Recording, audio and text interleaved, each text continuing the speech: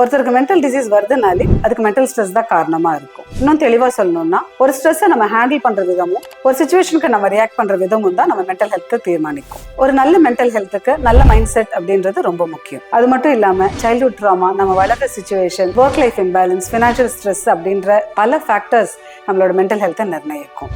ஆனால் அதை தாண்டி நல்ல புக்ஸ், நல்ல ஹாபிஸ், நல்ல friends, organised way of living, இது எல்லாமே மென்டல் ஸ்ட்ரெஸ்ஸை ஹேண்டில் பண்ணுறதுக்கும் ஹீலிங்க்கும் ரொம்ப உதவியாக இருக்கும்.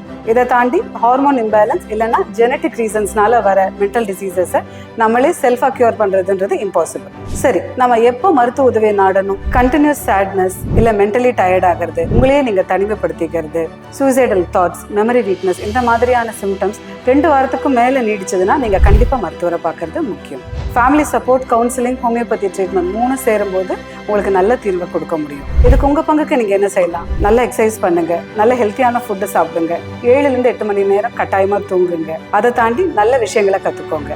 இந்த மாதிரி விஷயங்கள் நீங்கள் செய்யும்போது டோபமைன், ஆக்சிடோசின், செரோட்டோனின், என்டார்ஃபின்ஸ் அப்படின்ற ஹாப்பி ஹார்மோன்ஸ் சுரக்க ஆரம்பிக்கும். அது மென்டல் ஹீலிங்க்கு ரொம்ப ஹெல்ப் பண்ணும். இது ஒரு முக்கியமான டிப்பாக எடுத்துக்கலாம்.